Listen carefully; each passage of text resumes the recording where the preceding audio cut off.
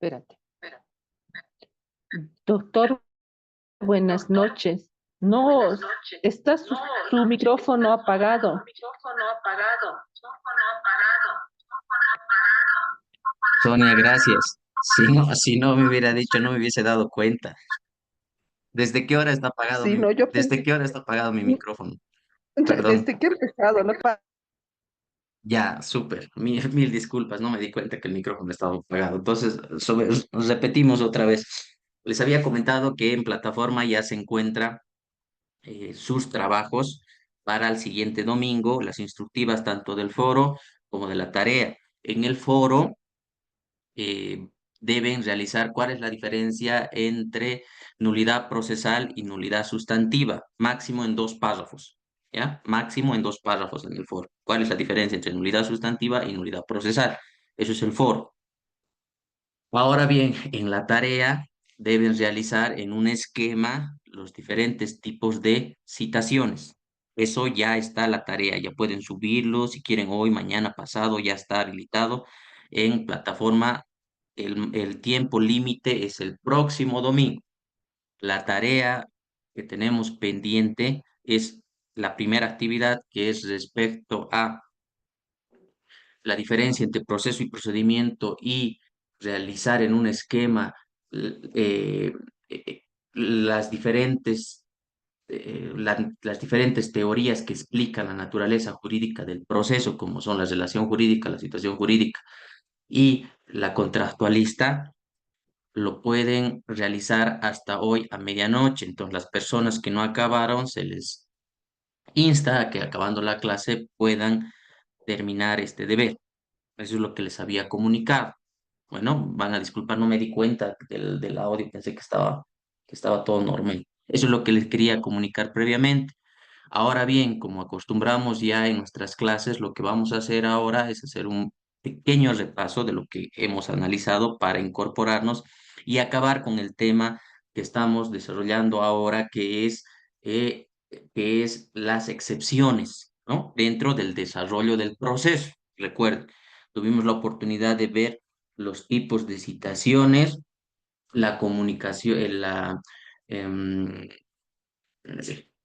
las formas de comunicación, las formas de documentación, respecto a qué rol funge el secretario, el auxiliar, etcétera, etcétera.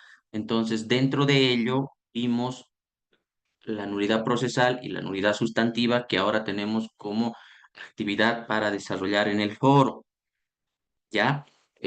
También tuvimos la oportunidad de ingresar a ver qué son las excepciones y analizar varias de ellas, creo que más de la mitad. Entonces, lo que ahora haremos es terminar el avance de la segunda parte del desarrollo del proceso, terminando con el tema de las excepciones, para ingresar y analizamos la prueba.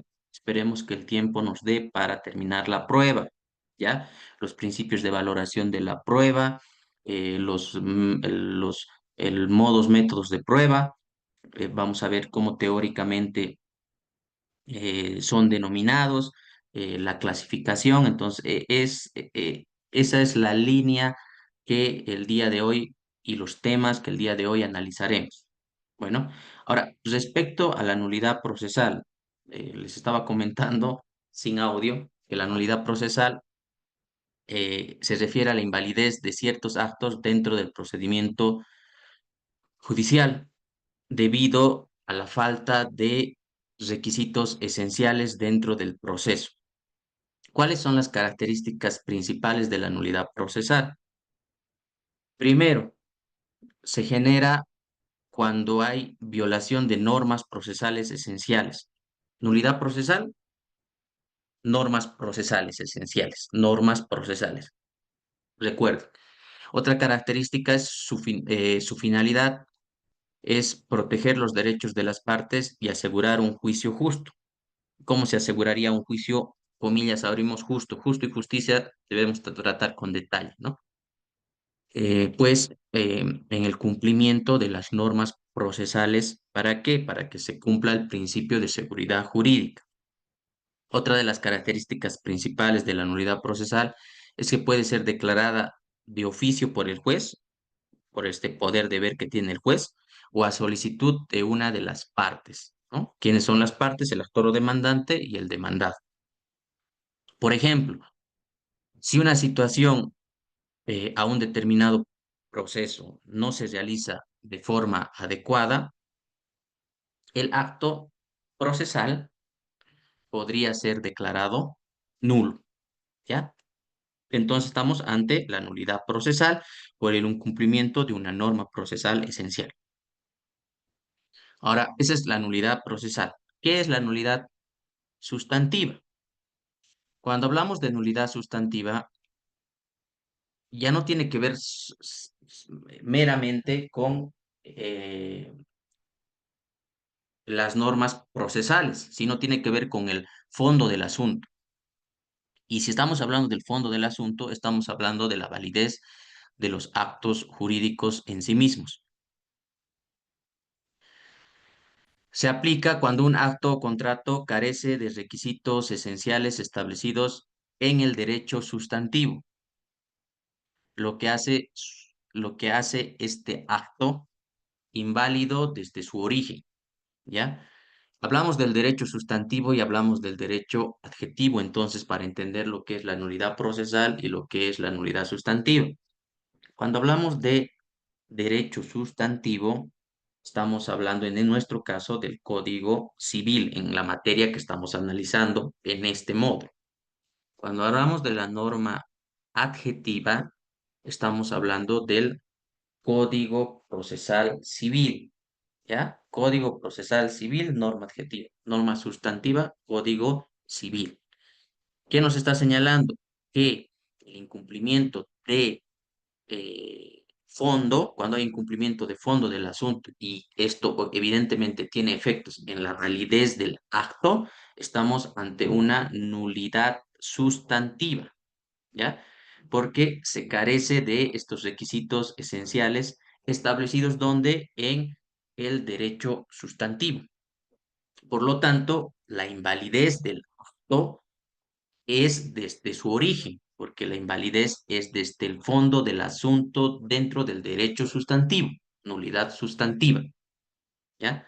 Entonces, vayamos precisando los conceptos porque eso es lo que ustedes deben señalar en su foro de esta semana. Hasta el próximo domingo, mejor si ya lo van realizando y no tienen ningún problema y ganan tiempo, ¿verdad? Ahora, ¿cuáles son las características de esta nulidad sustancial? Afecta la existencia o validez del acto jurídico. Ahora bien, cuando hablamos de la nulidad procesal, estamos hablando del acto jurídico procesal. Cuando hablamos de la nulidad sustantiva, estamos hablando del acto jurídico.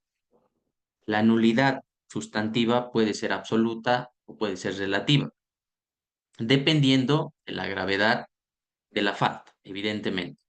¿Cuál es el objeto de la nulidad sustantiva? Es proteger el orden jurídico y la legalidad de los actos. ¿De qué actos estamos hablando? Evidentemente, de los actos de carácter público y de los actos de carácter privado. ¿Cuál es el ejemplo de una nulidad sustantiva? Que ataca al fondo, ¿no? Al fondo, que ataca al origen. Por ejemplo, un contrato firmado por un menor de edad sin autorización legal puede ser declarado nulo por falta de capacidad jurídica. Entonces estamos con, eh, con un tema de fondo del asunto, ¿no? Que evidentemente invalida el acto jurídico en sí mismo, ¿ya? A diferencia del ejemplo que les había dado sobre la nulidad procesal respecto a el tema de la notificación, ¿ya? Entonces, para ir precisando cuáles serían estas diferencias claves entre la nulidad procesal y la nulidad sustantiva. La nulidad procesal se relaciona con el procedimiento judicial, mientras que la nulidad sustantiva se relaciona con la validez de los actos jurídicos. Y recuerden los conceptos de acto jurídico y acto jurídico procesal. La nulidad procesal, cuando hablamos de la nulidad procesal, estamos hablando de la falta de requisitos procesales esenciales. Y estos requisitos procesales esenciales están establecidos, señalados en la norma adjetiva civil. Mientras, cuando hablamos de nulidad sustantiva, estamos hablando de la infracción de las normas de derecho sustantivo, ¿no? Como es el caso del ejemplo que acabamos de señalar. ¿Cuáles son los efectos? Dentro de la nulidad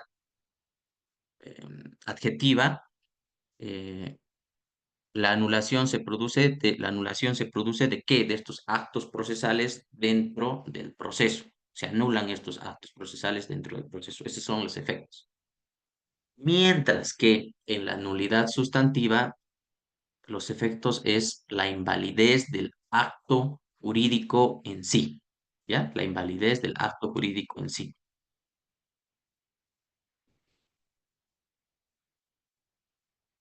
Dentro de la aplicación de la nulidad em, sustantiva, de la nulidad procesal, perdón, podemos hablar que evidentemente, como se realiza dentro del proceso, que la aplicación de esta nulidad se puede desarrollar en un determinado juicio, ¿no? En un determinado juicio y evidentemente en todo su desarrollo desde la presentación de el acto jurídico procesal fundamental, que es la presentación de la demanda.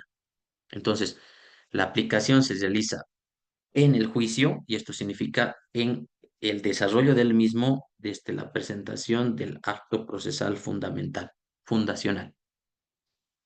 Mientras que cuando estamos hablando de la nulidad sustantiva, esta se realiza, por ejemplo, en contratos, ¿no? En acuerdos o en actos jurídicos en general, ¿ya? Entonces, podemos concluir que la nulidad procesal lo que va a buscar es corregir errores dentro del procedimiento judicial. ¿Por qué? Por incumplimiento de las normas jurídicas adjetivas, en este caso la norma adjetiva civil, ¿ya? ¿Cuál es su finalidad? Proteger el derecho de las partes dentro del proceso. Esa es la nulidad procesal. Mientras que la nulidad sustantiva lo que va a hacer es invalidar actos jurídicos que no cumplen con los requisitos esenciales del derecho. ¿Qué son estos requisitos esenciales del derecho? Son los señalados, establecidos la norma sustantiva, en la norma sustantiva. Dentro de la materia que estamos señalando, sería dentro del Código Civil, ¿ya? Entonces, esas son las diferencias entre la nulidad sustantiva y la nulidad adjetiva. Y es lo que acabamos de hacer, es lo que deben desarrollar, pero súper breve, en dos parrafitos de máximo cuatro líneas, cada párrafo máximo, puede ser de tres cada párrafo, esta diferencia, bueno, entre nulidad procesal y nulidad sustantiva. Luego nos adentramos a ver qué son las excepciones, ¿no? Continuando con nuestro tema denominado el desarrollo del proceso en su segunda parte, ¿ya? Y hablamos que estas excepciones eh, que tienen que ver mucho en el tema, con el tema del desarrollo del proceso y también con la contestación a la demanda, ¿no? Tiene mucho que ver con el desarrollo del proceso y con la contestación a la demanda. ¿Por qué?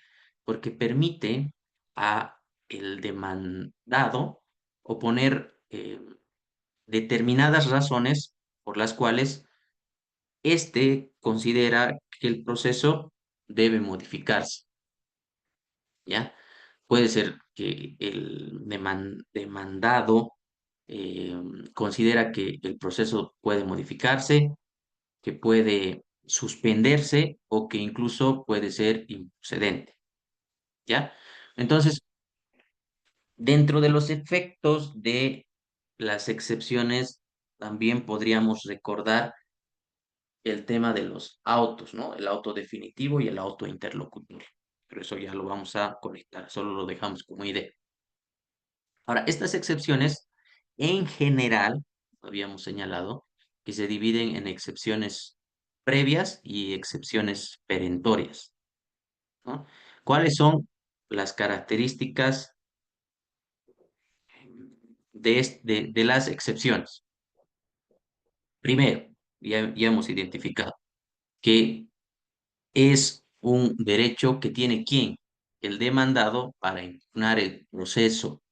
Por eso está relacionado con estos temas, el desarrollo del proceso y la contestación de la demanda. ¿Cuáles son los efectos? Que también los podemos identificar entre las características, que puede suspender o extinguir la acción judicial. Otra de las características es que no se pueden presentar cualquier rato, dependiendo, ¿no? No se pueden presentar cualquier rato, sino que se presentan en un momento determinado dentro del proceso. Y finalmente, regulados dónde están reguladas las excepciones dentro de nuestro ordenamiento jurídico boliviano? Las excepciones dentro del proceso civil, pues en el Código Procesal Civil Boliviano, ¿ya? Habíamos hablado de las excepciones previas y de las excepciones em, perentorias, ¿no? Las previas, las perentorias. Cuando hablamos de las excepciones previas, eh, siguiendo nuestro Código Procesal Civil, entendemos que son aquellas que buscan corregir vicios del procedimiento. ¿Antes de qué? Antes de entrar al fondo del asunto. Recordemos que cuando lo que define el objeto del proceso es evidentemente la presentación de la demanda, la contestación a la demanda, a esta demanda por parte del demandado, lo que va a permitir, ¿no? Que se identifiquen las pretensiones, ¿ya?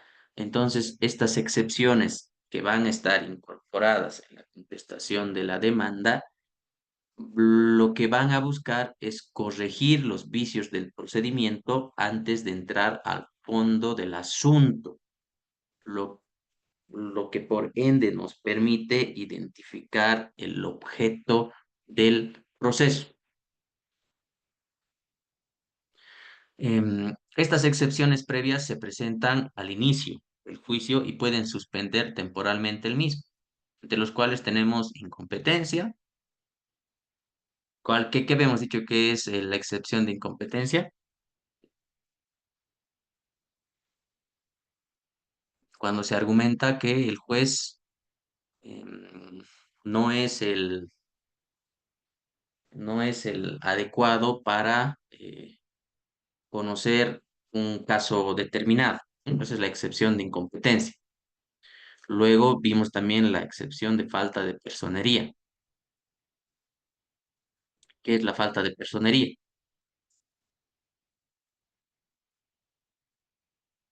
Cuando se señala que la parte demandante no tiene legitimidad para actuar en un determinado proceso. Pero falta de personería también vimos el tema de representación, ¿no? Y de legitimidad. Ya eso es lo que ahora estamos haciendo, un resumen.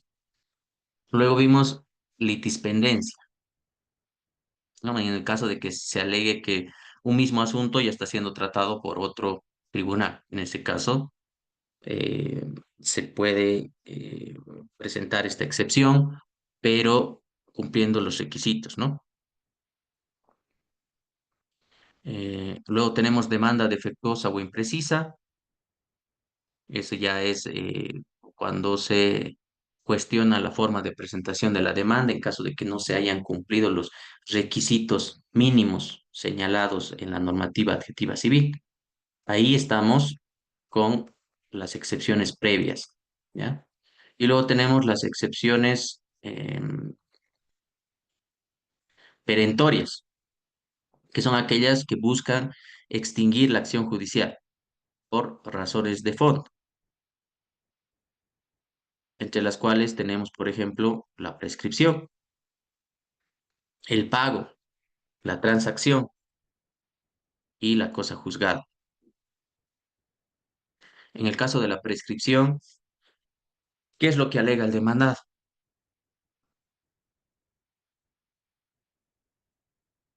¿Qué argumenta el Doctor, demandado? Adelante. doctor, con relación a la prescripción, lo que estaría alegando es la inactividad por parte del demandante para el ejercicio de un derecho. Pues no tenemos que olvidarnos que el Estado no puede permitir que los derechos sean eternos, ¿no? Salvo aquellos derechos que hayan sido obtenidos de manera ilícita o con algún tipo de vicio de nulidad. Es por eso que el argumento fundamental para una prescripción es el transcurso del tiempo. Es decir, que la parte interesada tenía un lapso determinado de tiempo para ejercer su derecho y al no haberlo realizado, este derecho se encuentra prescrito. Excelente. Este lapso determinado de tiempo es un plazo, ¿ya? Es un plazo legal. Por lo tanto, el demandado, como bien nos dijo René, argumenta que el plazo legal para ejercer la acción ha vencido, ¿no? Imagínense, tiene una finalidad, ¿no? Entre ellas, evidentemente, está la economía procesal, ¿no? En cumplimiento del principio de economía procesal, en cumplimiento de que no sea pues un chenco, ¿no? Que por el descuido, le ha valido a una de las partes, entonces existen ciertos tiempos, ¿no? En los cuales se puede presentar la acción, ¿ya? En caso de que no se haya cumplido ese plazo legal, estamos hablando de la prescripción, como bien nos señalaba nuestro compañero, con ejemplos, ¿ya? Eso es en los perentorios. Luego tenemos el pago. En caso de que se demuestre, el demandado demuestre que la deuda o obligación ya fue cumplida por parte del mismo. La transacción, en caso de que em,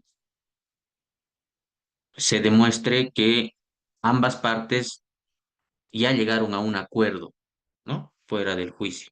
Eso también ya lo vimos con el tema de la conciliación. Y la cosa juzgada. Cuando hablamos de cosa juzgada, evidentemente es que el demandado señale que el asunto ya ha sido resuelto previamente en un juicio anterior, ¿no? En un juicio anterior. Y no se puede juzgar dos veces sobre la misma, sobre lo mismo.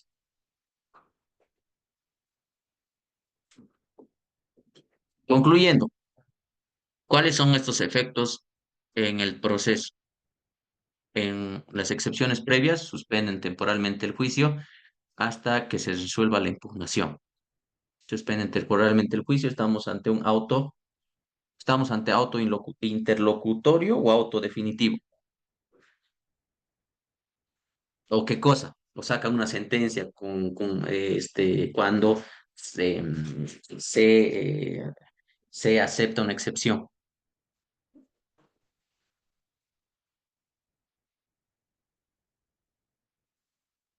¿Cómo es el asunto? Doctor, dependiendo del tipo de excepción, ¿no? Con relación a las excepciones previas, ¿no? Que ahora son únicamente observaciones a cuestiones de fondo que no impiden la prosecución de la causa, es un auto interlocutorio. Con relación a excepciones perentorias como la prescripción, la cosa juzgada, la transacción y demás similares, lo que van a sacar es un auto definitivo. Es decir, que con eso o bien van a poner fin al proceso, ¿no? Excelente, ¿no? Entonces, con las perentorias estamos ante la extinción de la acción, ¿ya? En caso, evidentemente, de que sean aceptadas por el juez. Ahora, ¿cuál es la importancia de las excepciones? ¿Qué nos permiten garantizar las excepciones? Un juicio justo y equitativo, ¿no? El cumplimiento de la normativa. Una correcta aplicación de las normas procesales y sustantivas. Eso es, ¿ya? Y lo que se busca es la eficacia la eficacia en la administración de justicia, ¿ya? La eficacia en la administración de justicia.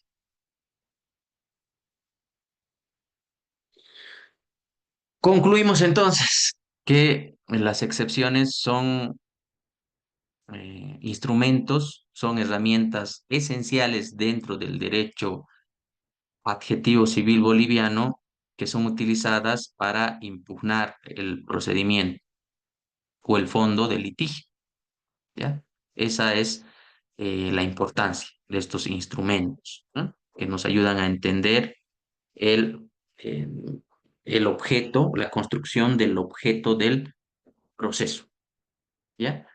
Entonces, eh, ahí quedamos, ¿no? Ahí quedamos. eh, Ahora, pero ¿dónde he puesto mis diapositivas? Dame un segundo.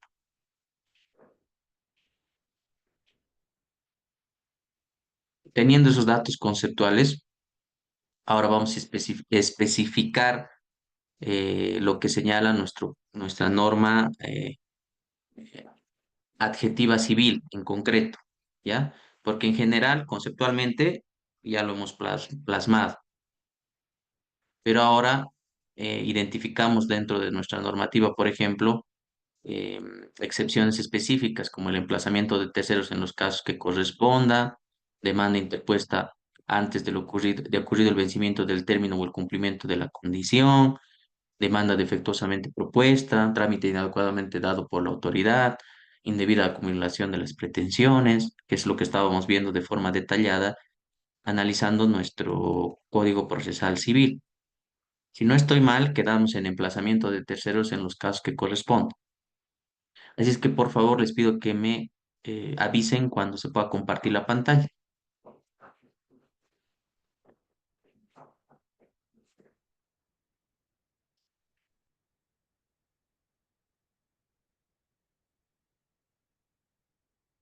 ¿Se observa?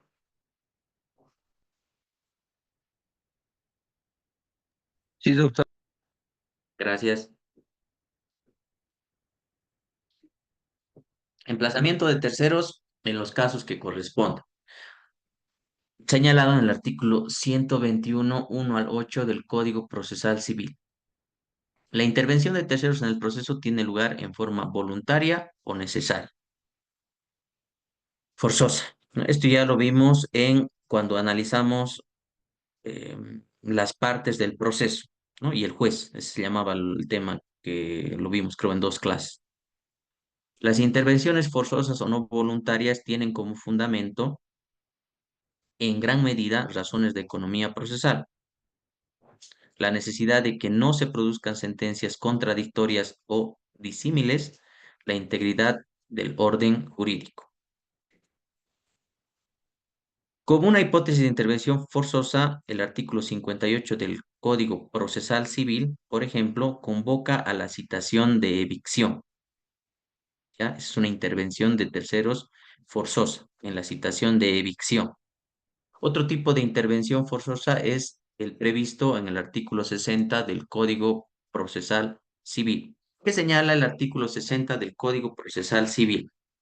¿Quién nos ayuda, por favor, con la lectura de ese código? De ese artículo, perdón, de ese código. Artículo 60 del Código Procesal Civil.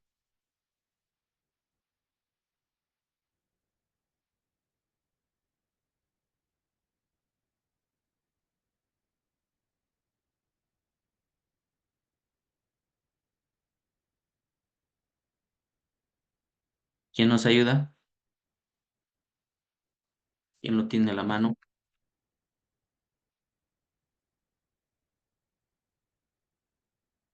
Sonia, Salomón, Jacqueline. Doctor, Sí, adelante, eh, Sonia. artículo 60.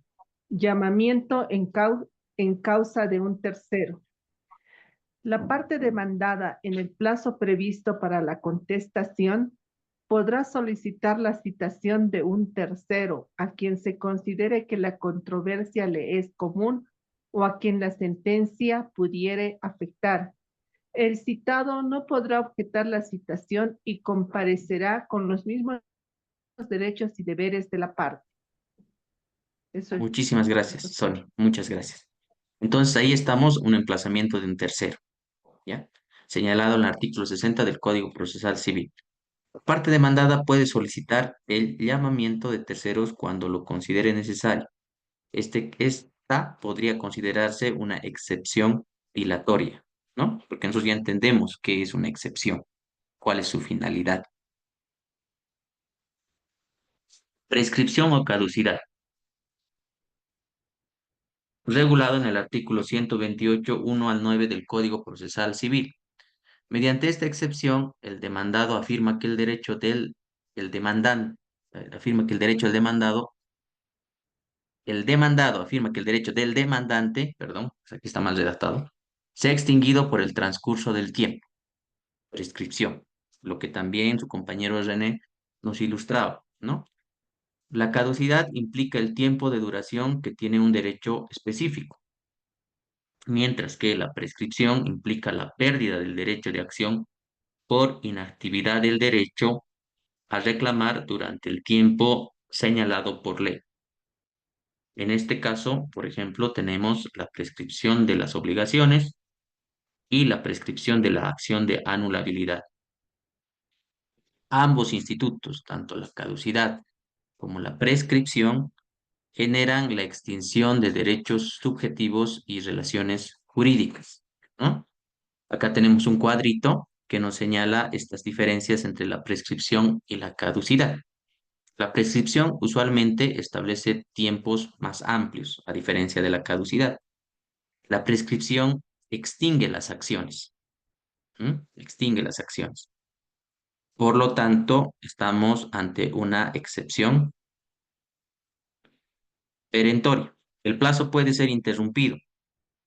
Se refiere a una inactividad genérica. Mientras que la caducidad extingue la acción y el derecho, ¿ya? Los plazos no se interrumpen y se refiere a una actividad de un comportamiento específico. Ahora vayamos a la cosa juzgada, regulado en el artículo 128, 1 al 10 del Código Procesal Civil. Se denomina cosa juzgada a la sentencia válida y firme recaída en un juicio contradictorio en el que no quedan recursos posibles. También denominado res judicata por sus antecedentes. Entonces, también podemos denominar a la cosa juzgada res judicata. Ahora bien, es esencial diferenciar los siguientes conceptos. Por un lado tenemos la cosa juzgada formal y por otro lado tenemos la cosa juzgada material. ¿Qué es la cosa juzgada formal? La cosa juzgada formal se requiere a la imposibilidad de reabrir el debate en un mismo proceso donde se dictó la sentencia, quedando un pronunciamiento firme por consentimiento de las partes o porque se han agotado los recursos viables. Sin embargo, puede reabrirse la cuestión, no en ese mismo proceso, pero sí en otro proceso, ¿ya? Así lo señala el artículo 386 y 454 del Código Procesal Civil. Por favor, vayamos a ver estos artículos importantes para que entendamos la cosa juzgada formal y la material. Entonces, la formal aún puede debatirse, reabrirse las cuestiones de un determinado proceso, ¿no? En otro proceso. Eso es lo que se debe entender por una cosa juzgada formal. Vayamos a leer lo que nos dice nuestro Código Procesal Civil. Por favor, vayamos al 386 y 454 del Código Procesal Civil. ¿Quién nos va a ayudar con la lectura de esos artículos?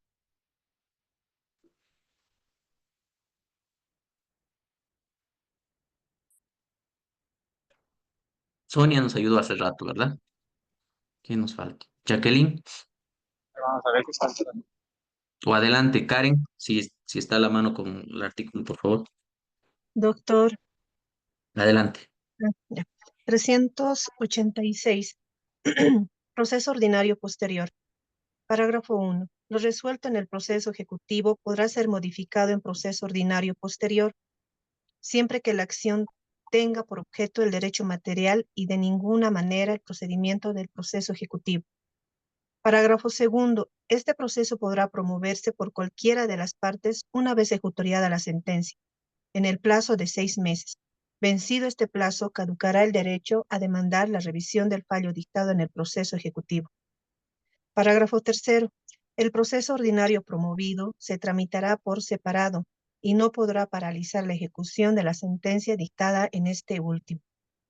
El 454, doctor, más. Sí, por favor. 454. Perdón. Eficacia. Parágrafo 1. Las determinaciones que se tomen en el proceso voluntario gozan de certidumbre. Se presume la buena fe de terceros que adquirieren, o hubieren derivado derechos basados en dichas determinaciones. Parágrafo 2. Las resoluciones dictadas en los procesos voluntarios no revisten la autoridad de cosa juzgada material, salvo disposición expresa de la ley, y podrán ser impugnadas a instancia de parte interesada en proceso contencioso. Eso es todo, doctor. Ya. Muchas gracias, Jacqueline. Ya, entonces cuando hablamos de cosa juzgada en general, estamos hablando de una sentencia válida y firme, ¿ya? En la cual ya no quedan recursos posibles. Eso es la cosa juzgada. Este instituto de la cosa juzgada se divide en dos: cosa juzgada formal y cosa juzgada material. Cuando, como bien analizamos, gracias a la lectura que nos colaboró su compañera, em, del artículo 386 y 454 del Código Procesal Civil, evidentemente, eh, em, las cuestiones debatidas en un determinado proceso, ¿ya? Ya no pueden ser vistas en el mismo. No obstante, estas cuestiones pueden reabrirse en otro proceso, ¿ya? Eso es cosa juzgada formal. Ahora vayamos a ver qué es la cosa juzgada material. La cosa juzgada material se origina cuando a la impugnabilidad de la sentencia se añade la inmutabilidad del fallo, ¿ya? ¿Por qué inimpugnabilidad de la sentencia? Eso, inimpugnabilidad de la sentencia, ¿cumple la cosa juzgada formal? Sí, porque ya no estamos ante un mismo proceso, estamos ante otro proceso. Evidentemente se pueden ver las cuestiones del proceso, pero en otro proceso.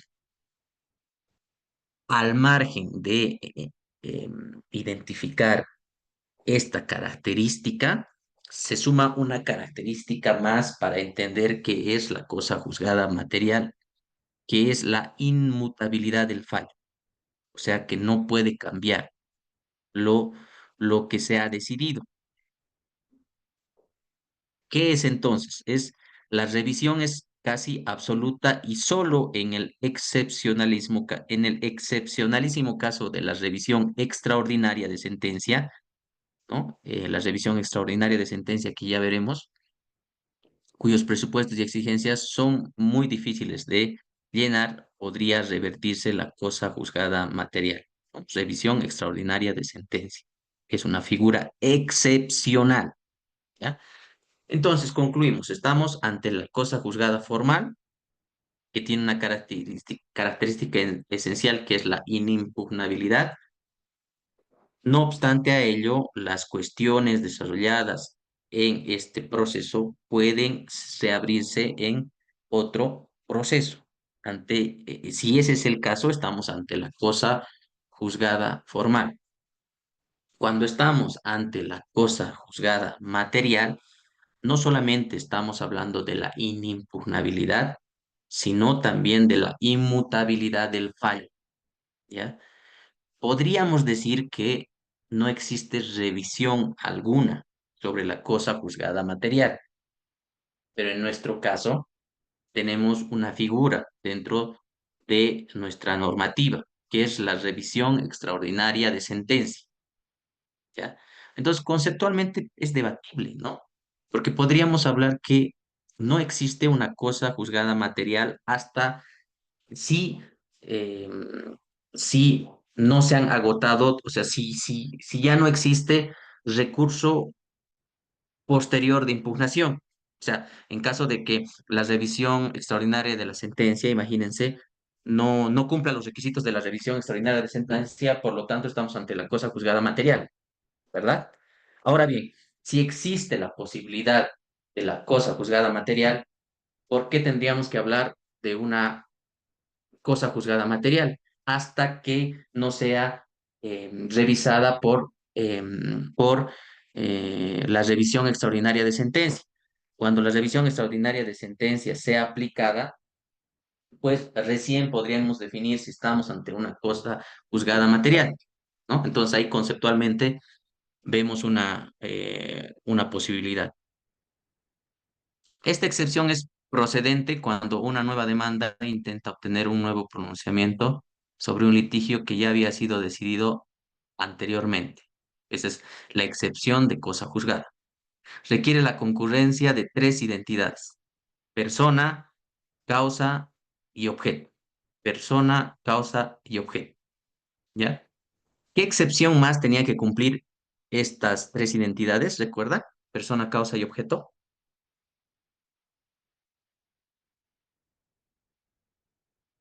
¿Qué excepción más debe cumplir estas causas, estas tres identidades? Persona, causa y objeto. Excepción de litispendencia, ¿no? El propósito efectivo es evitar que una misma cuestión resulte afectada por dos pronunciamientos. Circunstancia esta última que representaría la más absoluta incongruencia, ¿ya? La transacción o conciliación, regulada en el artículo 128, parágrafo 1, Código Procesal Civil. La transacción es el convenio al cual arriban las partes, tanto el actor o demandante y el demandado, que litigan con el objeto de poner fin a la controversia, al pleito que los ha convocado ante la autoridad jurisdiccional. Este es un contrato típico previsto por los artículos 945, 954 del Código Civil.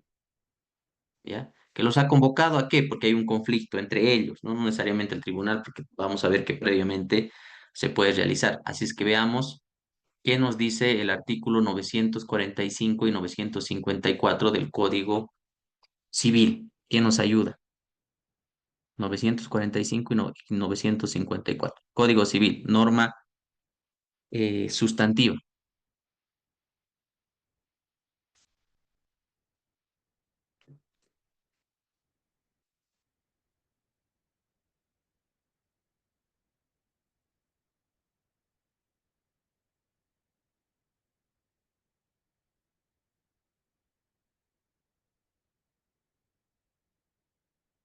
¿Quién nos ayuda con el artículo 945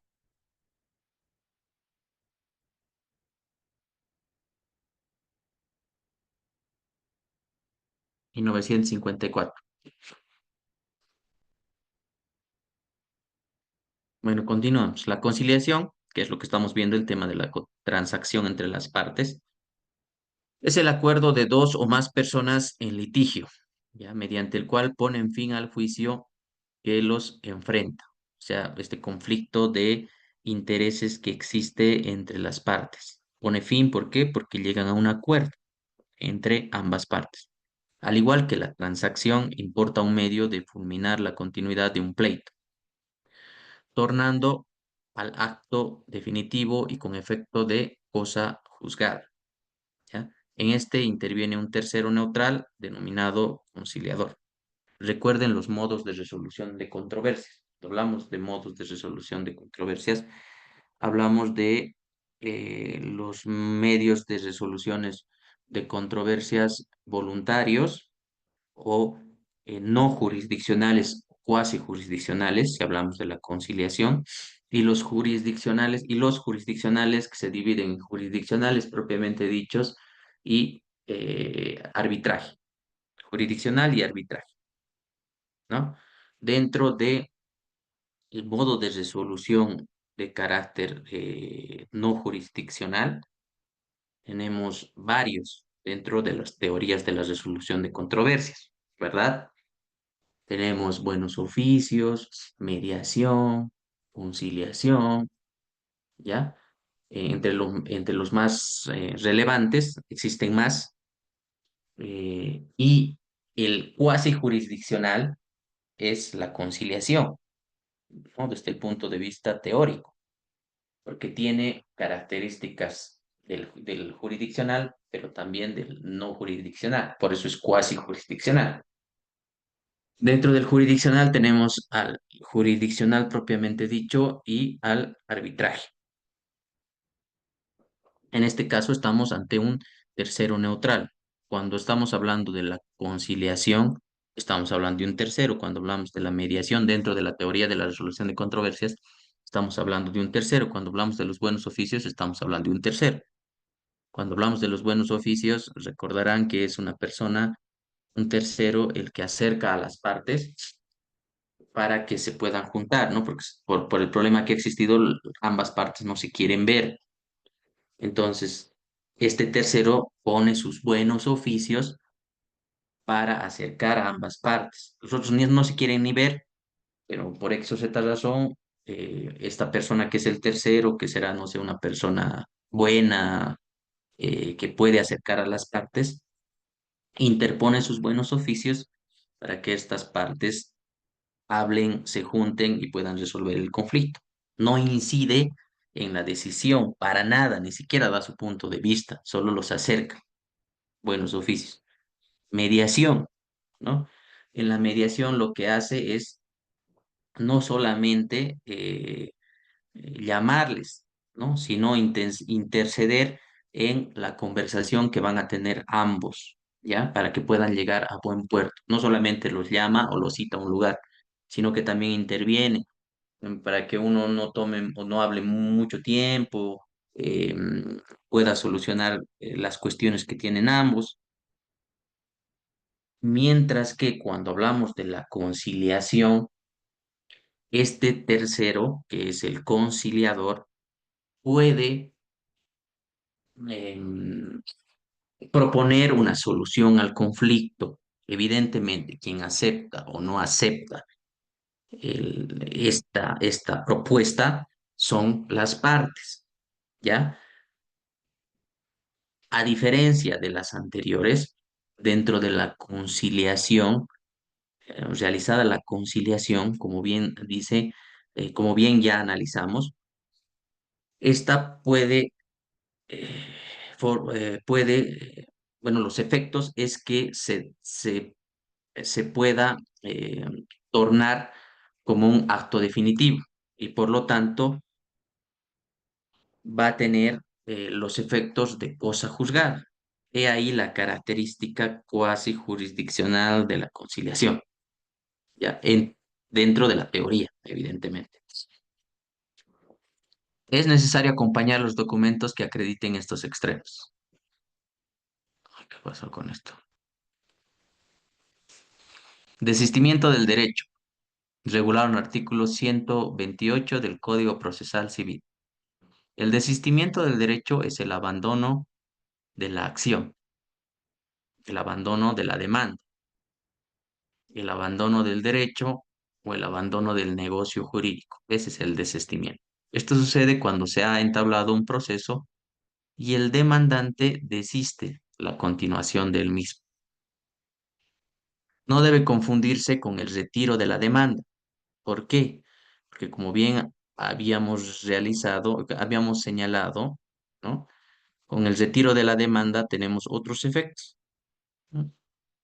Además, el retiro de la demanda se realiza antes de la citación, conforme lo señala el artículo 239 del Código Procesal Civil. Dentro de nuestra normativa hablamos de desistimiento en los artículos 241 al 243 del Código Procesal Civil. ¿Quién nos ayuda con la lectura de esos artículos, por favor? 241 al 243.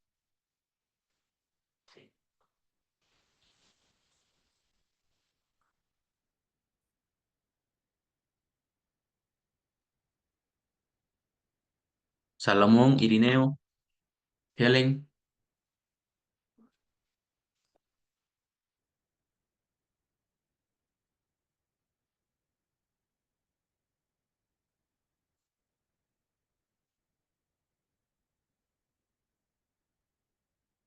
Salomón, artículo 241, 243 del Código Procesal Civil.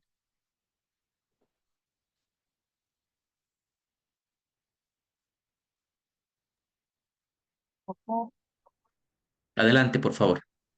artículo 241, desistimiento del proceso, parágrafo 1. La parte actora en cualquier estado del proceso y antes de la sentencia, en acto de voluntad expreso, podrá desistir del mismo. En este caso, y siempre que no hubiere contestación o reconvención, la autoridad judicial dictará auto aprobatorio sin otro trámite, ordenando el archivo de obrados. Parágrafo 2. En caso de que el desistimiento fuere presentado después de la contestación, se requerirá el consentimiento de la parte demandada y una vez aceptado por esta, será aprobado con costas a la parte actora, salvo acuerdo de partes. Si no fuera aceptado, se proseguirá el trámite de la causa según corresponda a su estado. Parágrafo 3. El desistimiento de la reconvención que hubiera planteado la parte demandada será aprobado en los mismos términos y con los mismos efectos procedentemente señalados. En este caso, la tramitación proseguirá solo con respecto a la demanda principal. Parágrafo cuarto. Si tanto la parte actora como la demandada y reconviniente formularen desistimiento recíproco, se pronunciará auto aprobatorio sin otro trámite y se ordenará el archivo de obrados. Parágrafo 5. El desistimiento del proceso en primera instancia deja situaciones jurídicas en el mismo estado que tenían antes de la demanda y no impide la presentación de otra nueva. Muchas gracias, Yomi. Este auto aprobatorio sería un auto definitivo entonces, ¿no? Trámite. La autoridad judicial podrá declarar aún de oficio, o sea, poder deber, la incompetencia, la incapacidad. ¿Poder deber de quién? Del juez, recuerden, poderes deberes del juez.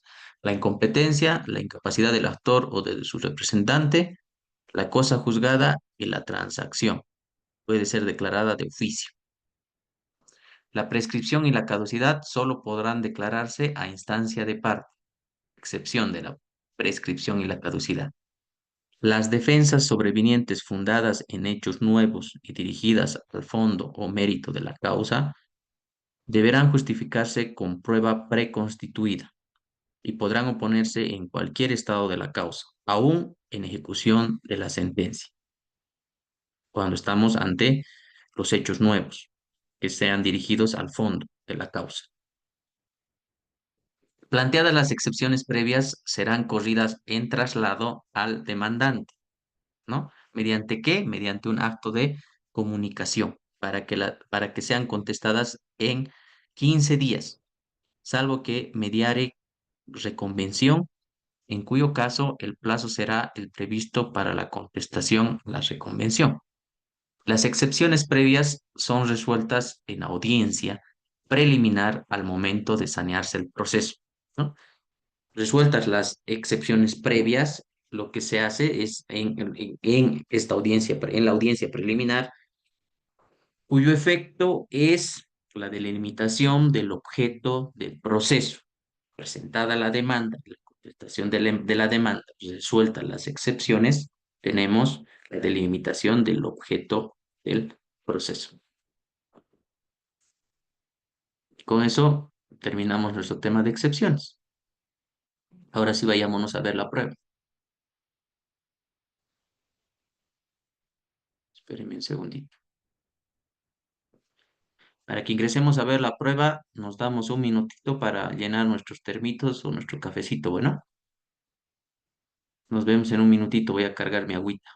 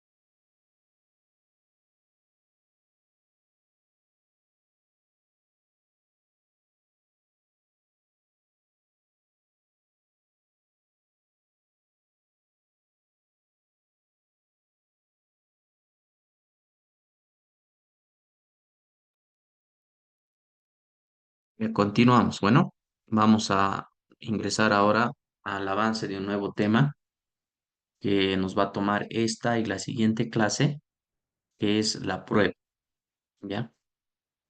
¿Qué es la prueba? ¿No? Vimos que ya les había anticipado que vamos a hablar sobre los principios de prueba, eh, la valoración de la prueba, los tipos de prueba, ¿ya?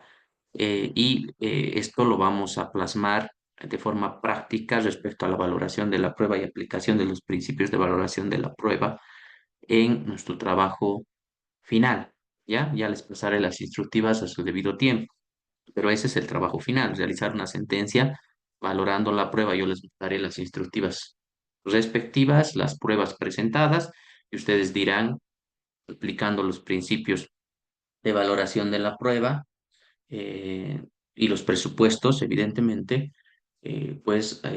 harán una sentencia al respecto para que veamos cómo ponen en práctica este tema tan relevante que es la valoración de la prueba, ¿ya?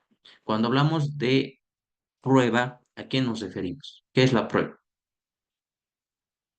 Cuando hablamos de prueba, estamos hablando de un conjunto de documentos, ¿ya? Pero no solo documentos, sino también elementos presentados en un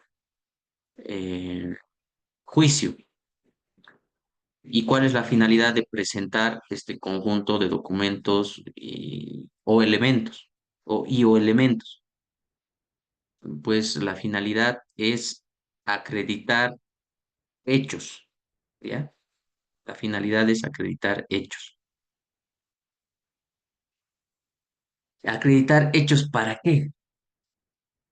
Para la búsqueda de lo que hemos hablado tanto, que es la búsqueda de la verdad material de los hechos, ¿ya? Para eso. La prueba, por ende, entonces nos permite verificar hechos, ¿ya? Hechos alegados por las partes. Tanto el demandante puede acreditar estos hechos como el demandado puede acreditar estos hechos. La presentación, valoración de la prueba se encuentra regulado en el Código Procesal Civil Boliviano, nuestra norma adjetiva. ¿Qué cualidades debe cumplir la prueba para que puedan ser valoradas? Deben ser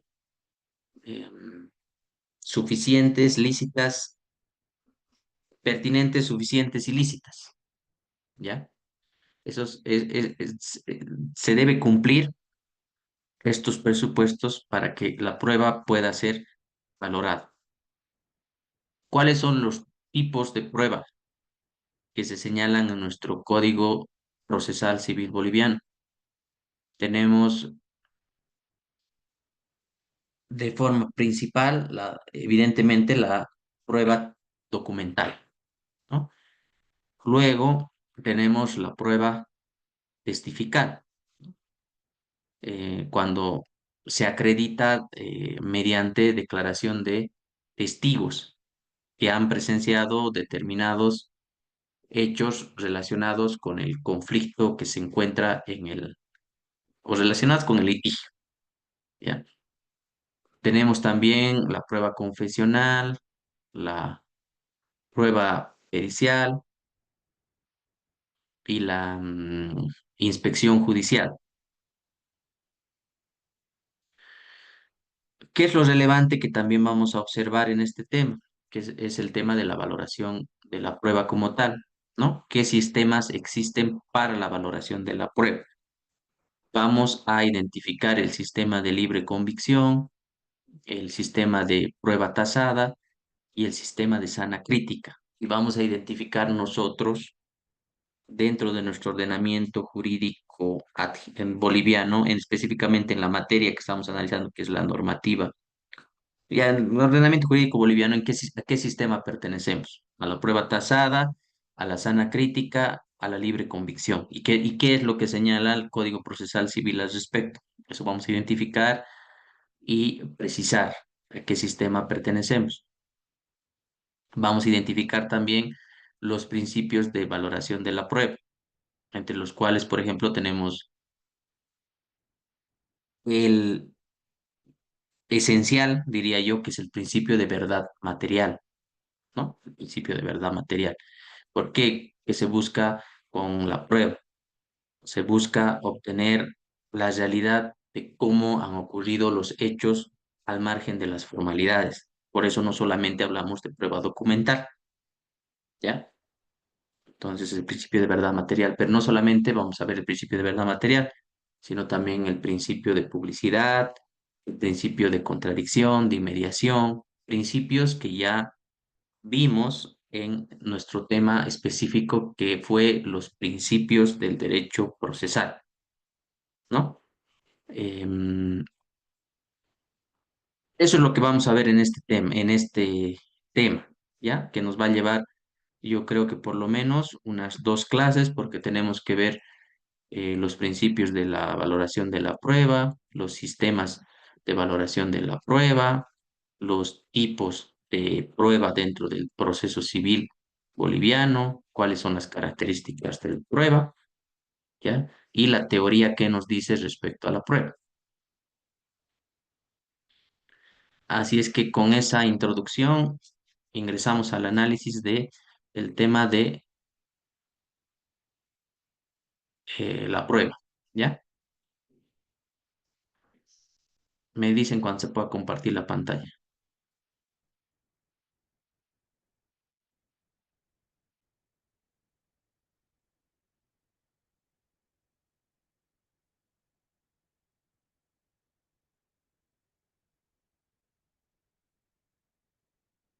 ¿Ya se puede observar la diapositiva?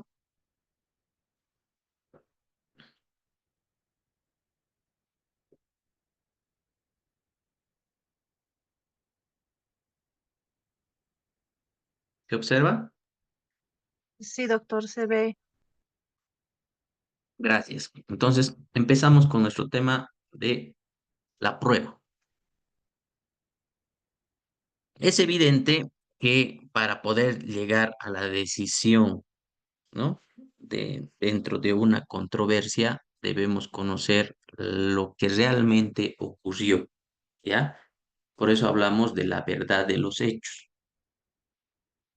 que, cuyo efecto tiene la decisión, que es la búsqueda de, abrimos comillas, justicia, cerramos comillas, ¿no?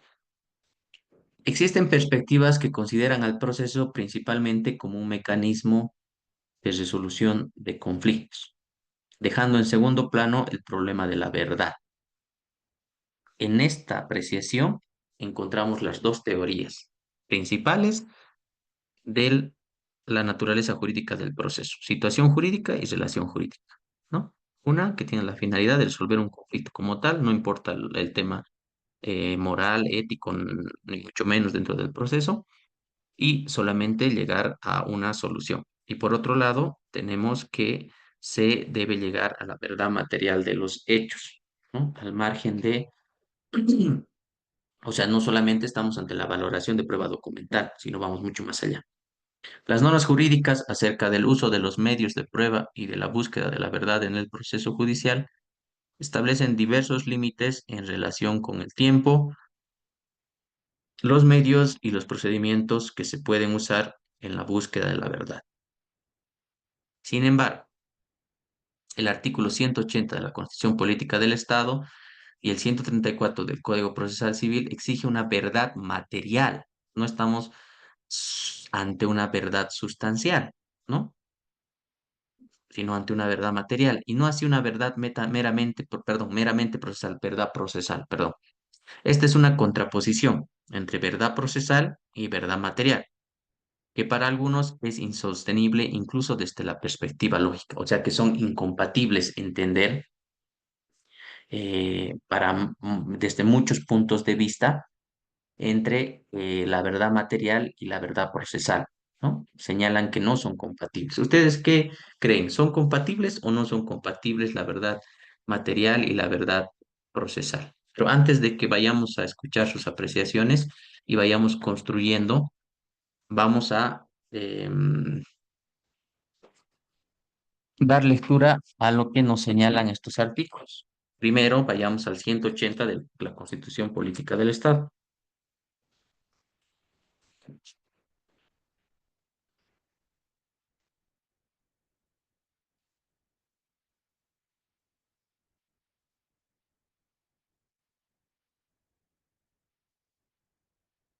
La jurisdicción ordinaria se fundamenta en principios procesales de gratitud, publicidad. Jurisdicción ordinaria, cuando habla de jurisdicción ordinaria, ¿qué se refiere?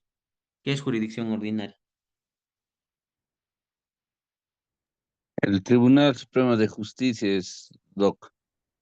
Excelente, ¿no? Cuando hablamos de jurisdicciones, recuerden, estamos hablando de 4 jurisdicciones: especial, indígena, originario, campesina, agroambiental y ordinaria. 4 jurisdicciones. Todas estas reguladas por o están incorporadas dentro de la justicia constitucional. ¿Por qué? Porque la Constitución es la norma suprema del ordenamiento jurídico boliviano. Por lo tanto, si en estas jurisdicciones existe vulneración de garantías y derechos constitucionales, pues podemos acudir ante la justicia constitucional, o sea, ante el Tribunal Constitucional Plurinacional, que es este instituto autónomo al margen de los órganos, comillas, poderes, cerramos comillas, del Estado, que son el Ejecutivo, Legislativo, Judicial y Electoral. Y estas jurisdicciones, habíamos identificado la agroambiental, la ordinaria, la indígena original campesina y la especial militares, indígena original campesina, usos y costumbres, la agroambiental, Tribunal Agroambiental y el Tribunal Supremo de Justicia. Al margen de estas tenemos otras instituciones que quizás puedan generar un poco de confusión, pero no que no para nosotros, evidentemente, que tiene que ver, por ejemplo, con el Consejo de la Magistratura, que es el ámbito de regulación dentro de la jurisdicción ordinaria general, ¿no? Que es el tema de regulación, disciplinario y recursos, ¿ya? Ahora, dentro de la jurisdicción ordinaria que nos señala el artículo 180 de la Constitución Política del Estado, como bien decía nuestro compañero René, estamos ante el Tribunal Supremo de Justicia, ¿no? Como el ente máximo de la justicia, de la jurisdicción ordinaria, el máximo ente. Pero no solamente estamos ante el tribunal, sino que estamos ante los juzgados especializados, y si hablamos de materias, estamos ante la materia penal, civil, em, eh, administrativa, laboral, etcétera, etcétera, etcétera, ¿no? Todas estas que evidentemente en última instancia son, o son llevadas ante el Tribunal Supremo de Justicia en la ciudad de Sucre, estamos ante la jurisdicción ordinaria, ¿no? Ante la jurisdicción ordinaria. A ver, se fundamenta en los principios procesales de gratuidad, publicidad, transparencia, oralidad, celeridad, probidad, honestidad, legalidad, eficacia, eficiencia, accesibilidad, inmediatez, verdad material, lo que nos importa, debido proceso e igualdad de las partes ante el juez. Se garantiza el principio de impugnación en los procesos judiciales. La jurisdicción ordinaria no reconoce fueros, privilegios ni tribunales de excepción. La jurisdicción militar juzgará los delitos de naturaleza militar regulados por la ley. Jurisdicción militar, jurisdicción especial. Es esa, ¿verdad? Ya. ¿Qué dice el artículo 134 del Código Procesal Civil? ¿Quién nos ayuda respecto a la verdad material?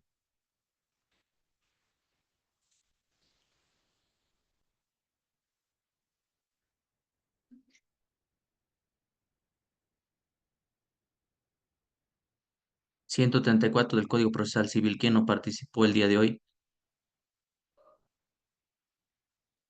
Salomón, Irineo, Constancio.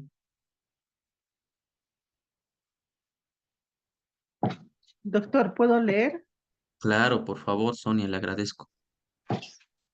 Capítulo quinto, prueba, sección 1, principios generales, artículo 134, principio de verdad material.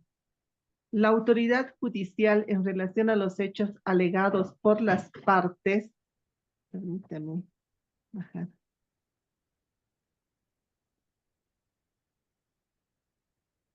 Averiguará la verdad material valiéndose de los medios de prueba producidos en base a un análisis integral. Ya. Muchas gracias, Sonia. Ahora, teniendo estos, ya viendo em, analizado y ya habiendo visto lo que se regula en el artículo 188 de la Constitución Política del Estado y en el 134 del Código Procesal Civil, llegamos a la conclusión de que la verdad procesal y la verdad material son eh, contradictorias, son contrapuestas o eh, pueden entenderse de forma complementaria.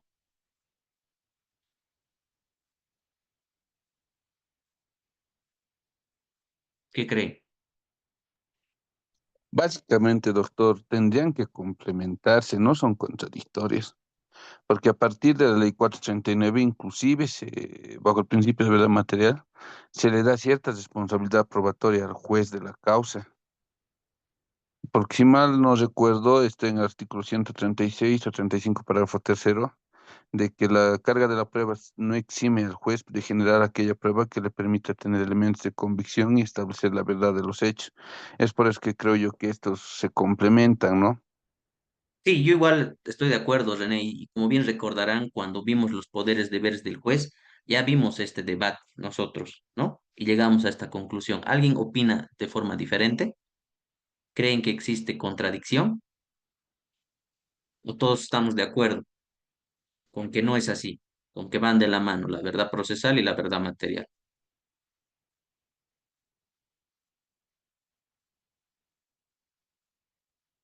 Ahora, evidentemente puede haber un caso en particular, ¿no?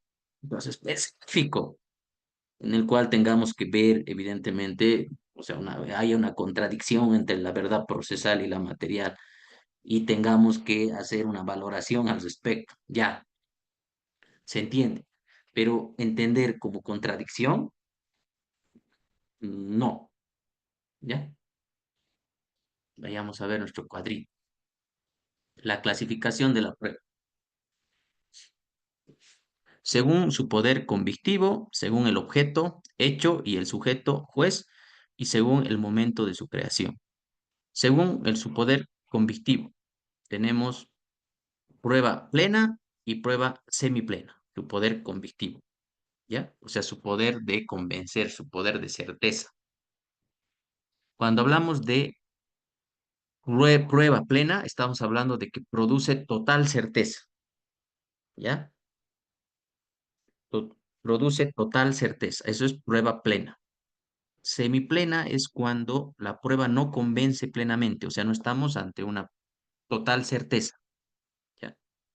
Y genera verosimilitud. ¿Qué es verosimilitud? Cuando hablamos de verosimilitud, hablamos de que se aportan elementos que hacen que un determinado hecho aportan elementos. O sea, no estamos ante una total certeza. Estamos ante elementos que, eh, que hacen que un hecho pueda ser creíble, pueda ser probable o pueda ser plausible, ¿ya? Pero no estamos ante una certeza total. Por lo tanto, la prueba no convence plenamente, genera verosimilitud, ese término que les acabo de explicar, verosimilitud. La prueba, según el objeto, hecho y el sujeto, pues puede ser directa o indirecta. Entonces, según su convicción, plena, semiplena. Total certeza y el otro no convence plenamente, semiplena. Según el objeto y el sujeto, tenemos directa e indirecta. Directa, percepción sin obstáculos por parte del juez. Por ejemplo, la inspección judicial. ¿Por qué? Porque el juez de forma directa, ¿no? Sin obstáculos, a eso se refiere, de forma directa que se realiza la inspección judicial. Indirecta, entre el juez y el hecho se interpone algo. Por ejemplo, ese algo o alguien, ¿quién puede ser? Puede ser, puede ser el testigo o el perito, ¿no? El perito es un especialista en una determinada materia. El juez no es especialista en todo, ¿verdad? Entonces, el juez no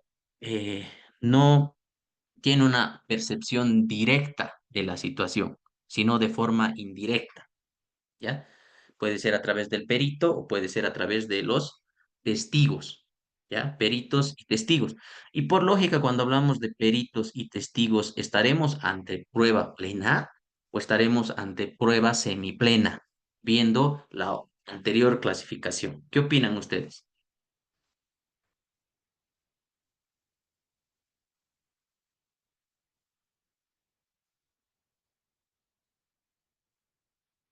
La declaración de los testigos, el informe del perito, el informe pericial, ¿son prueba plena o nos aportan elementos que hacen que un hecho pueda ser creíble, pueda ser plausible, pueda ser probable?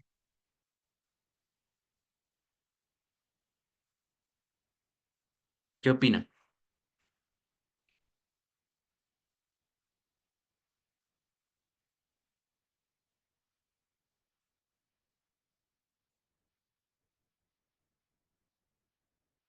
¿Qué dicen, colegas?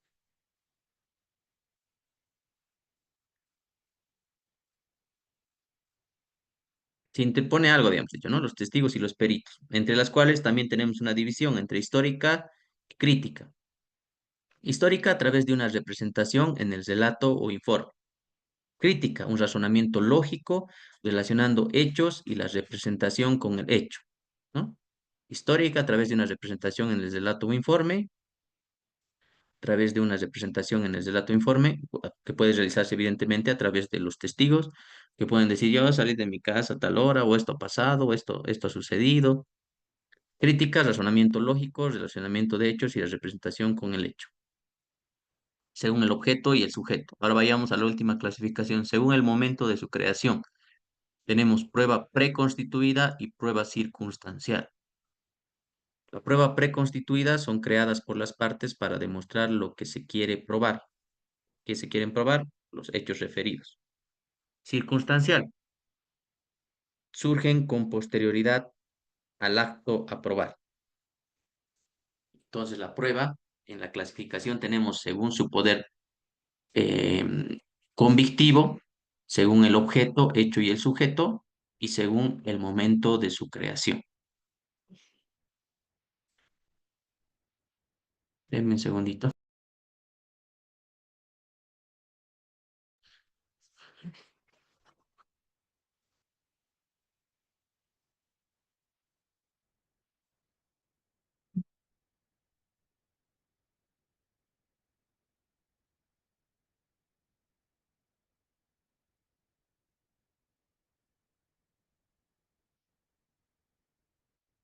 Continuemos. Principios que rigen la prueba.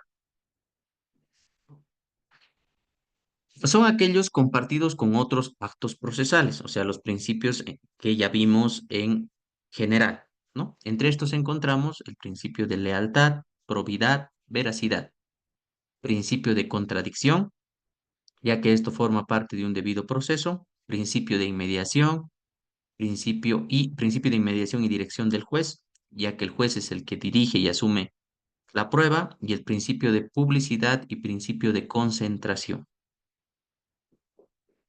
Entre estos principios que rigen la prueba, tenemos el principio de necesidad de la prueba y prohibición del juez de aplicar un conocimiento privado sobre los hechos del proceso. ¿Qué significa esto? Que en casos controvertidos es necesaria la prueba. Por otro lado, no hay más pruebas que aquellas que no cursan en el expediente. Lo que no está en el expediente no está en el mundo, ¿no? Nos señalamos este aforismo. Esto señalado en el artículo 135 del Código Procesal Civil. Veamos si es verdad. ¿Quién nos colabora con la lectura del artículo 135 del Código Procesal Civil?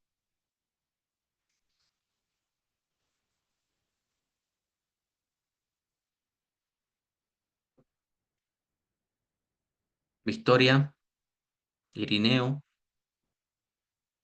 Salomón, Jason,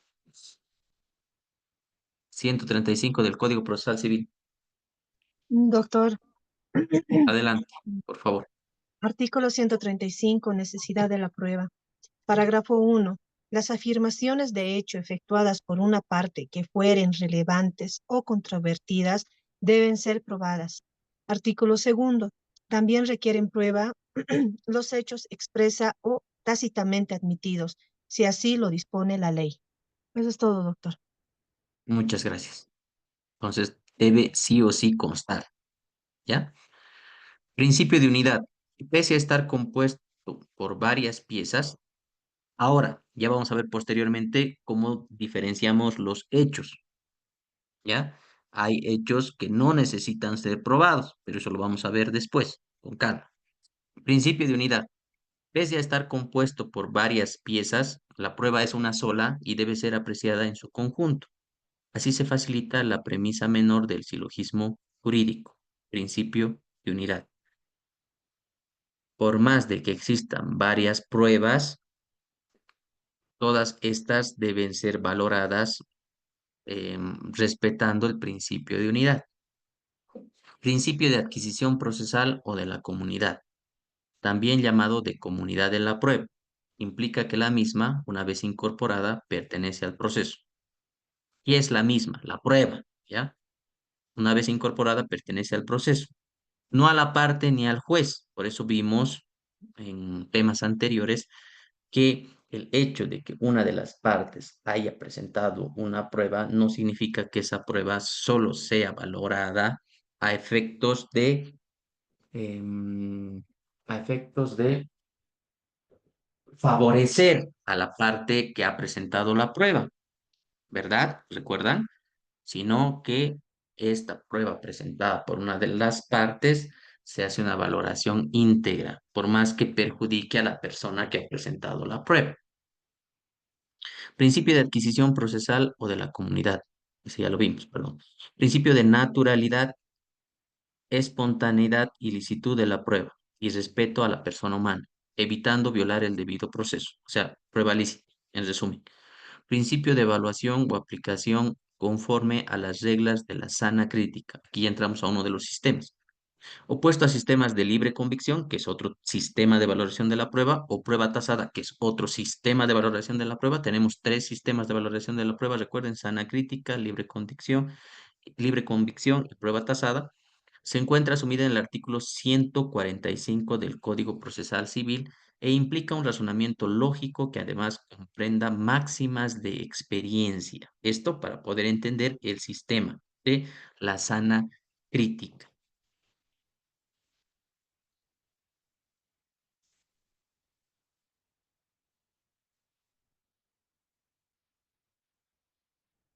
Objeto de la prueba. Lo que se prueban son los hechos alegados por las partes. Todos los hechos alegados de las partes deben ser probados. En cambio, el derecho, por regla general, con alguna excepción, no debe probarse. No se prueba el derecho, ya que el que debe saber de derecho, e incluso no necesariamente debe ser invocado de las partes. ¿Por qué? Porque el que debe saber de derecho es el administrador de justicia, en cumplimiento del principio de iura novit curia, ¿no? ¿Quién tiene que cumplir ese principio? O que se supone que el juez sabe sobre derecho. Nosotros vamos a decir los hechos. Existen ciertos hechos que no es necesario probar, como los hechos notorios, lo que les había comentado, que vamos a analizar uno por uno. Hechos notorios, hechos evidentes y los presumidos por ley. Vamos a hablar de, de las presunciones legales. Vamos a volver a recordar las presunciones legales, ¿ya?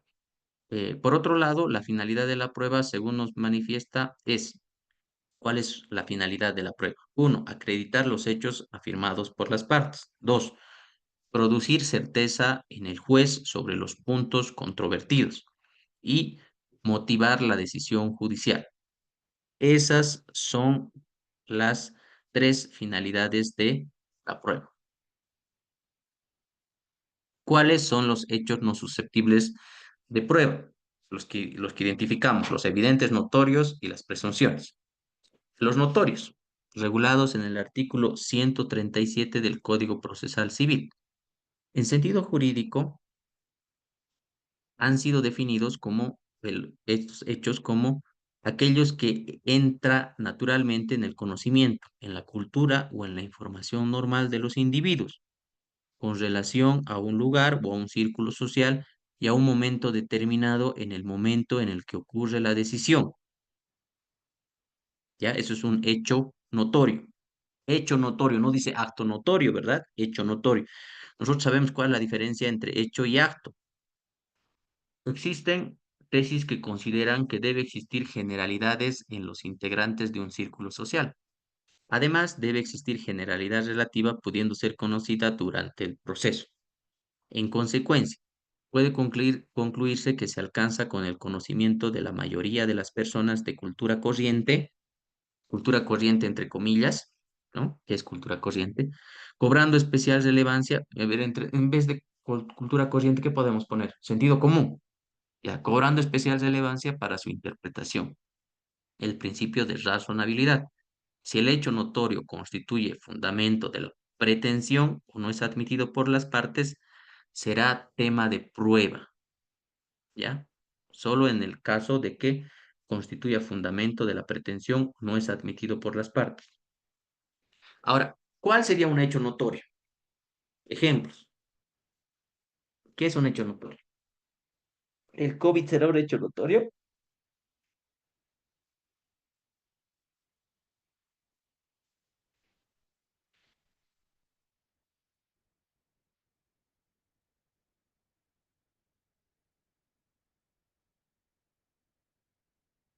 Ejemplos de hechos notorios. Colegas,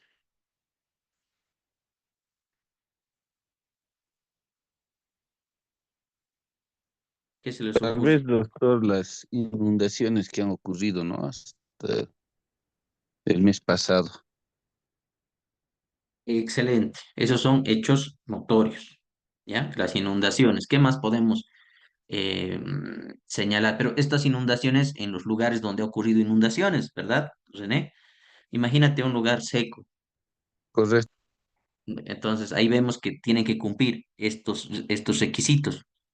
Que bien, a ver, para que concretemos el ejemplo que nos dio su compañero, que es un ejemplo correcto. ¿Qué tiene que haber? Debe existir generalidad de los integrantes de un círculo social. ¿Cuál puede ser ese círculo social? Los habitantes de la ciudad de La Paz. ¿Ya? En la ciudad de La Paz ha habido desbordamientos del río, ejemplo podría ser, ha habido deslizamiento, lluvias, toda la población de La Paz tiene conocimiento de qué ha ocurrido eso, ¿ya? Y resulta que ese mismo año, en ese mismo tiempo, en Villamontes no ha llovido nada, en Yacuiba no llovió nada. Entonces es un círculo social diferente, ¿verdad? A eso se refiere. Debe existir generalidad relativa pudiendo ser conocida durante el proceso, ¿ya? Además, cuando hablamos de estos hechos notorios, también no solamente hablamos de estos fenómenos que han podido ocurrir, sino también de hechos históricos relevantes, ¿ya? Como por ejemplo, cambio de gobierno, en nuestro caso, ¿no? Cuando asumió Yanine Áñez, cuando asumió Evo Morales, cuando asumió Héctor Arce, ¿ya? O Luis Arce, perdón, cuando asumió Luis Arce. Esos son hechos notorios. Luego tenemos los sociales, que ya han sido, los naturales, perdón, naturales o sociales que ya han sido identificados. Luego tenemos los hechos locales notorios, por ejemplo, las lluvias específicas que pueden ocurrir en La Paz y existió supuestamente una sequía en Villamontes y Yacuiba, ¿no? Que son hechos locales, dependiendo del círculo. Y también pueden ser otro tipo de hechos como costumbres, por ejemplo, ¿no? En La Paz no solamente podríamos estar ante un hecho natural, sino también social y costumbrista, cuando hablamos, por ejemplo, de la entrada del Gran Poder, por ejemplo, ¿no? O cosas como esas. La entrada del 16 de julio en el Alto, hechos notorios. Ahora vayamos a ver los hechos evidentes, regulados en el artículo 137. La exención de prueba de los hechos evidentes tiene íntima conexión con el problema del saber privado del juez. Se trata de casos en los cuales el conocimiento de los hechos tiene fuente distinta de los medios probatorios aportados al proceso. Los hechos evidentes tienen íntima relación con las máximas de experiencia, normas de valor general independientes del caso específico, pero que proviniendo de lo que se acaece normalmente en un sinnúmero de casos, son aplicables en todo otro de la misma especie. Como señala Couture, no rige para este tipo de hechos la máxima ut non et in actis non et in mundo, pues negar tales hechos significaría negar la evidencia natural de las cosas. Ahora, acá tenemos un ejemplo del campero que dicen, si admiten prueba en contrario, ya que la notoriedad de algo puede cambiar. ¿Qué hechos evidentes se les ocurre a ustedes como ejemplos?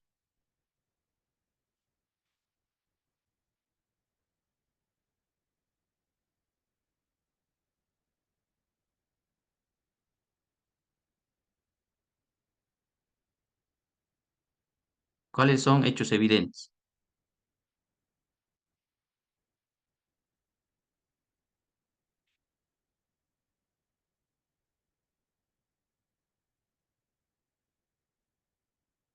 Cuando se va a una inspección judicial, por ejemplo, y se ve que los muros están derrumbados, ¿no? Eso es un hecho evidente, por ejemplo. Por ejemplo, que una calle no tenga desagüe, ¿no? Y que evidentemente no existe paso de una calle a otra calle, eso es visible, eso es un hecho evidente. Si vamos a una inspección de un tema de salubridad por una acción popular, por ejemplo, y que se ha presentado por el tema de acumulación de basura, y vemos en la inspección que evidentemente todo está lleno de de basura, eso es un hecho evidente. ¿Qué otro ejemplo se les ocurre?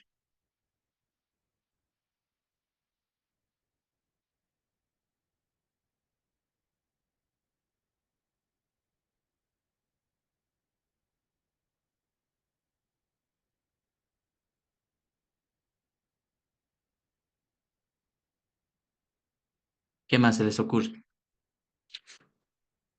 La presentación de ciertos documentos ilegibles, ¿no? Que a vista de cualquiera de las partes o el juez y demás, evidentemente no se vea qué es, o sea, ni siquiera se entienda lo que dice, ¿ya? Entonces, los hechos evidentes, estamos hablando de la particularidad dentro del proceso. Hechos no susceptibles de prueba. Tenemos los hechos presumidos legalmente em, regulados en el artículo 137 del Código Procesal Civil. Las presunciones, recuerden, ya vimos también el tema de las presunciones, ¿no? La iure et de jure y la presunción juris tanto. La presunción es un juicio lógico del legislador o del juez, en virtud del cual se considera como cierto o probable un hecho con fundamento en las máximas generales de la experiencia, que le indican cuál es el modo normal, cómo se suceden las cosas y los hechos. Hechos ciertos o probables determinan su regulación. Estas presunciones pueden ser las contenidas en la ley. ¿Cuáles son las presunciones contenidas en la ley? Las iure et de jure y las juris tanto. Iure et de jure, que son las absolutas, consideradas ciertas, que no aceptan pruebas en contrario, y las juris tanto, que son presunciones relativas, que aceptan pruebas en contrario. Luego tenemos las judiciales, presunciones judiciales, que emergen del razonamiento del juzgador, del administrador de justicia, del representante del Estado, del juez. ¿Ya? Eso respecto a las presunciones. ¿Qué hechos además no son susceptibles de prueba al margen de las presunciones? La prueba del derecho, regulada en el artículo 141. La regla establecida indica que el derecho a aplicar, ya sea nacional o extranjero, no requiere prueba. Este ha sido el criterio absorbido en el Código Procesal Civil en el artículo 141. A ver, vayamos a analizar qué nos dice el artículo 141 respecto a esos hechos que no son susceptibles de prueba. ¿Quién nos ayuda con el artículo 141 del Código Procesal Civil?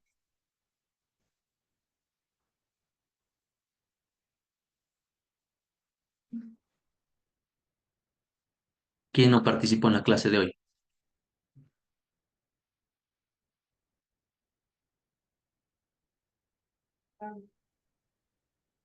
Adelante.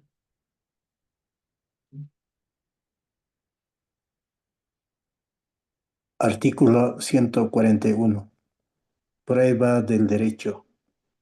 Parágrafo primero. El derecho aplicable al margen de su nacionalidad no requiere prueba. Parágrafo segundo. El derecho extranjero o la costumbre solo necesitan ser probados cuando la autoridad judicial no los conozca. Para la determinación de las normas de esta clase, la autoridad judicial no queda limitada a las pruebas que le ofrezcan las partes. Está facultada para servirse de otras fuentes de conocimiento y para ordenar todo lo que conduzca al aprovechamiento de los. Sí, está Excelente, ahí. muchas gracias. Muchas gracias, Alfredo. Ahora, ahí en general nosotros podríamos llegar a una conclusión o contradicción quizás, que recordamos que el juez debe conocer el derecho, ¿no? En cumplimiento de iura novit curia. Pero el juez debe conocer sobre el derecho de nuestro ordenamiento jurídico nacional, ¿verdad? En este caso estamos ante la hipótesis de un derecho extranjero que puede ser aplicado. ¿Por qué? En ese caso entraríamos al derecho internacional privado, ¿verdad? Entonces el juez no, pues no va a conocer todo el derecho de todo el mundo, ¿no? Eso es algo racional. Por lo tanto, en ese caso se debe acreditar lo señalado en caso de que la norma aplicable sea la norma extranjera y nos adentremos a la materia del derecho internacional privado, ¿no? Tratado de Montevideo, Código de Bustamante, etcétera, ¿no? En ese caso. Entonces, entendemos que el juez evidentemente debe conocer del derecho, pero del derecho nacional, en cumplimiento del principio de iura novit curia. Pero no podemos pretender que el juez conozca el derecho extranjero, hasta es irrazonable, ¿no? El derecho nacional debe ser conocido por el principio iura novit curia. Las cuestiones más trascendentes en lo concerniente al derecho extranjero son si corresponde de oficio, cuál es el papel que juegan las partes, cuáles son los instrumentos procesales con que cuentan estas, y el magistrado para informarse acerca de aquel. Sin perjuicio de la aplicación de oficio, las partes podrán acreditar la existencia, vigencia y contenido de la ley extranjera, porque no podemos pretender que el juez conozca la ley extranjera, ¿no? Regulado en el artículo 493, parágrafo 2 del Código Procesal Civil. La carga de la prueba, el onus probandi. Del principio jurídico establece quién está obligado a probar determinados hechos ante los tribunales. La carga de la prueba, ¿no? Por ejemplo, en el derecho laboral recordaremos que quién tiene la carga de la prueba, el empleador, ¿no? Tarufo manifiesta que su función es permitir al tribunal resolver el caso cuando los hechos principales no han sido probados. El principio de la carga de la prueba es también un recurso para resolver la incertidumbre acerca de la prueba de los hechos principales. Ante la incertidumbre, se tratan los hechos como si se hubiera probado su inexistencia. Por lo tanto, en realidad, el principio establece que si no se ha probado un hecho principal, no se puede probar la norma sustantiva que asume ese tipo de hecho como una premisa fáctica. Por consiguiente, las pretensiones basadas en ese hecho y la aplicación de esa regla deben ser rechazadas por el tribunal. Es así que la carga de la prueba en el proceso civil se encuentra prevista en el artículo 136 del Código Procesal Civil y señala, quien pretende probar un derecho debe probar los hechos constitutivos de su pretensión.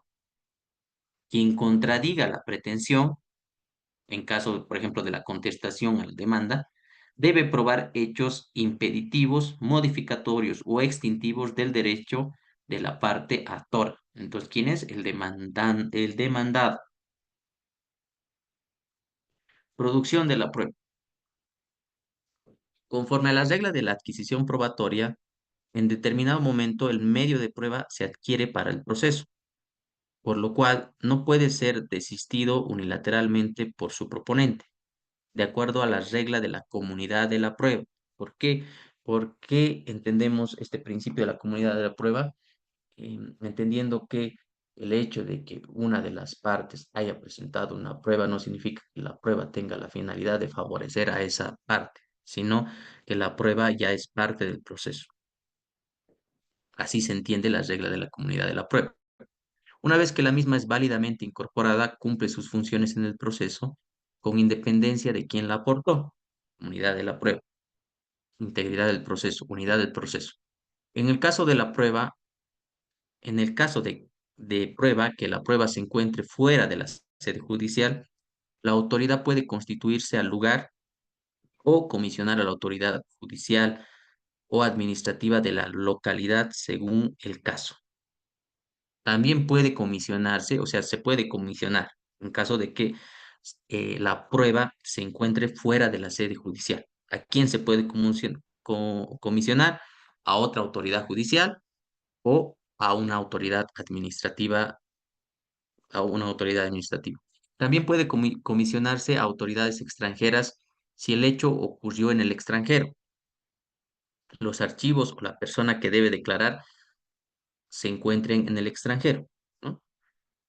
Si la persona que debe declarar se encuentra en el extranjero, si el hecho ocurrió en el extranjero, si el archivo o el documentos que sirven como prueba documental se encuentran en el extranjero, se puede comisionar a autoridades extranjeras. Rechazo de la prueba. Constituye uno de los poderes deberes del juez. Las oportunidades para rechazar la prueba usualmente son dos. Primero, una vez determinado el objeto del proceso y en sentencia. Una vez determinado el objeto del proceso, la autoridad podrá establecer qué pruebas son impertinentes, innecesarias, inconducentes, estableciendo la inadmisibilidad de la prueba, cuando está señalado ya el objeto de la prueba que tanto ya hemos analizado, ¿no? Cuando se delimitan cuáles son las pretensiones, cuando se resuelven las excepciones, cuando se ha presentado la demanda, se ha presentado la contestación a la demanda. En sentencia, podrá desestimar pruebas impertinentes estableciendo cuáles han sido los motivos, o sea, debe estar debidamente motivada y fundamentada. Así lo señala el artículo 145 del Código Procesal Civil. La prueba practicada en otro juicio puede trasladarse a otra. Esa es prueba trasladada, siempre y cuando el anterior proceso se haya realizado entre las mismas partes y que se hubiesen producido por una de las partes dentro del proceso. Estamos ante las mismas partes en otro proceso y que una de estas mismas partes haya producido la prueba. En ese caso se puede desarrollar el traslado de la prueba. ¿Ya? ¿Cuáles son las etapas de la actividad probatoria entonces? Y con esto vamos a concluir nuestra clase de hoy. Tenemos el ofrecimiento, la admisión, producción y la valoración. El ofrecimiento de la prueba se realiza junto a la demanda, puede ser extemporáneo y conforme a ley. La admisión en audiencia preliminar, una vez fijado el objeto del proceso, lo que tanto habíamos dicho, ¿no? Fijar el objeto del proceso. Se admiten o no las pruebas. La producción, el diligenciamiento a cargo de la autoridad judicial. Y finalmente tenemos la valoración, conforme a las reglas de la sana crítica, porque estamos ante el sistema de la sana crítica, que ya lo vamos a ver en la siguiente clase con calma, ¿ya? Vamos a ver la prueba tasada, la libre convicción, y concluimos en la sana crítica las características de cada uno de estos sistemas y a cuál pertenecemos. La valoración debe ser plasmada en sentencia. Por lo tanto, las etapas de la actividad probatoria son cuatro: el ofrecimiento de la prueba, la admisión, la producción y la valoración. Con eso concluimos nuestra clase del día de hoy. Recuerden que tienen tarea para presentar hoy hasta medianoche. Diferencia entre proceso y procedimiento y esquema de la naturaleza jurídica del proceso, las teorías principales, la contractualista, situación jurídica y relación jurídica. Y ya tiene su próxima tarea, que es hasta el otro domingo, que ya está en plataforma, si lo quieren hacer estos días. Tienen hasta el próximo domingo, hasta las 11:59.